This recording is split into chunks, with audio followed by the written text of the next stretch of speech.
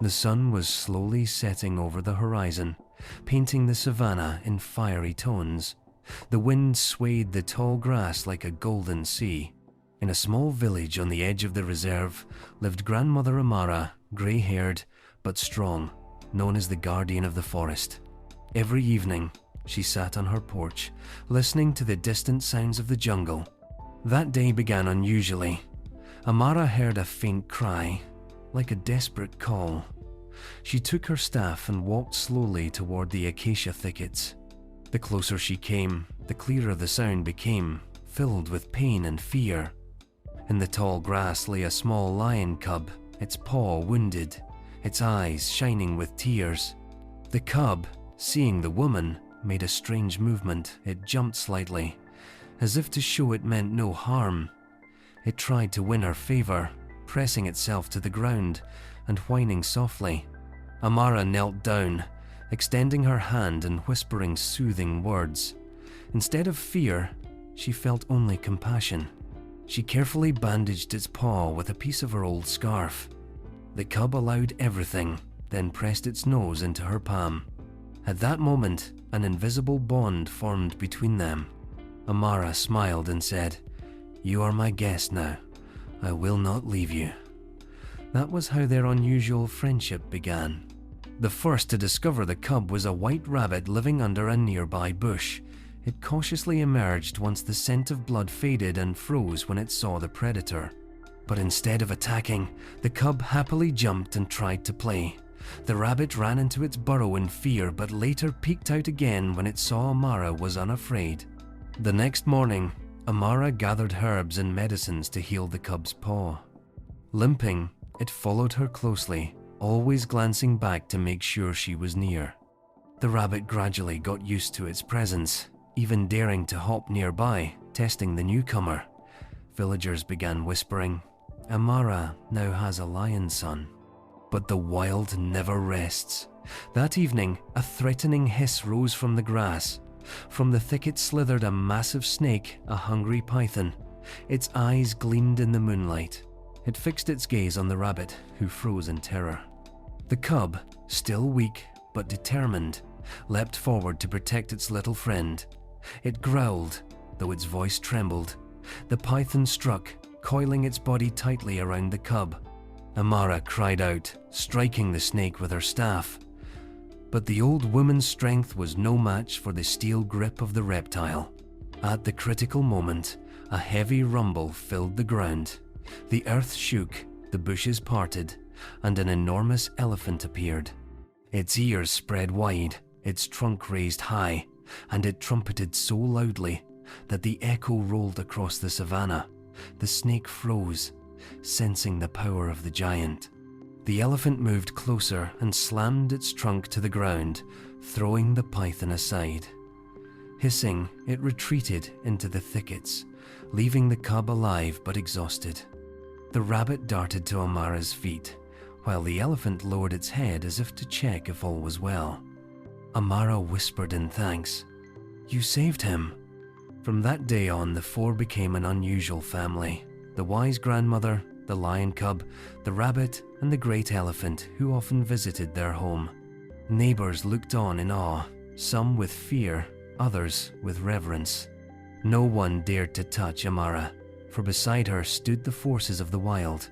But fate had more trials in store. One night, as Amara and the animals rested, poachers crept toward the village.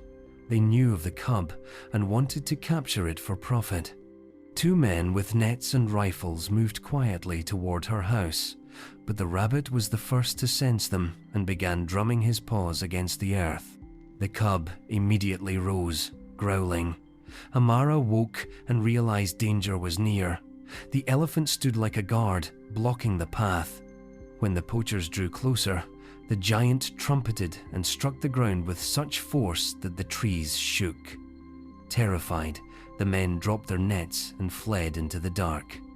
After that night, Amara understood their bond was no accident. Each creature had entered her life with a purpose. The rabbit warned of danger, the cub defended its friends, The snake reminded of life's fragility, and the elephant embodied strength and wisdom. Together, they formed a balance that could not be broken. With each day, the cub grew stronger. Its mane thickened, its movements became sure. Yet, despite its nature as a predator, beside the grandmother, it remained gentle, like a house cat.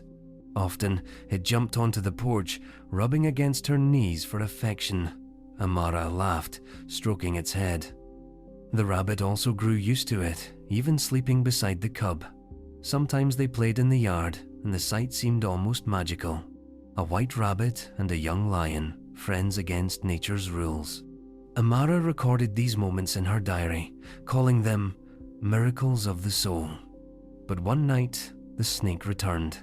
Larger now, hungrier, and more vengeful. It had not forgotten its humiliation by the elephant. It slithered silently toward the house, planning another strike. The rabbit noticed first, but instead of fleeing, it leapt to Amara, as if to say, "Wake up." The cub charged the snake, growling fiercely. Its roar was louder now, its bite stronger. The python twisted, trying again to coil around him. Just then, the elephant stormed in, trumpeting so loudly that the ground trembled. He stomped heavily, forcing the python to retreat for good. After that battle, Amara knew their family had passed the ultimate test. She embraced the cub, held the rabbit, and touched the elephant's trunk. "You are my family," she whispered, tears of joy shining in her eyes.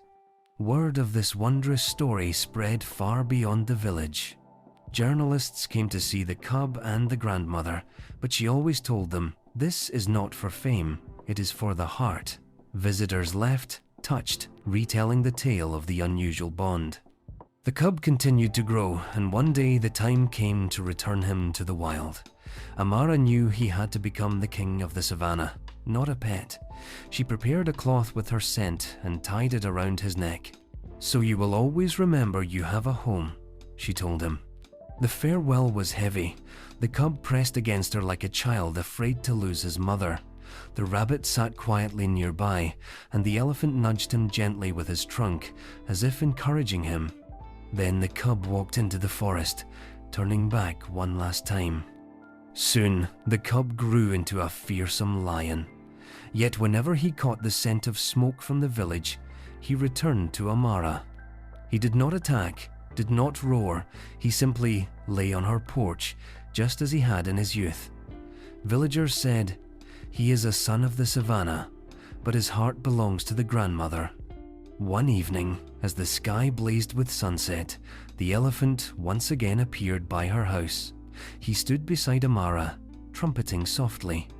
From the forest emerged the grown lion. From the bushes hopped the rabbit. All four were together again, as in the very beginning. Amara raised her hands to the sky and said, "May this friendship be eternal. May people understand that love is stronger than fear." And the savannah, as if hearing her, filled with the sounds of life. Thus was born the legend of the grandmother, the lion cub, the rabbit, the snake, and the wise elephant, a story told for generations to come.